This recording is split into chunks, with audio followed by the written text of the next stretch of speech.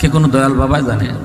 হ্যাঁ, আল্লাহ জানে, পীর সাহেব জানে, খাজা বাবা। এই আকীদা যদি থাকে যে আমার দয়াল বাবা খাজা বাবাও অন্তরের খবর জানে, তাইলে নামাজ পড়ে লাভ হইতো না, ঠিক কি না? নবীজি আসছেন, আল্লাহ জিজ্ঞাসা, বন্ধু কেন আইছো আবার? আল্লাহ আমি কইতাম না কেন আইছি, তুমি কও কেন আইছি।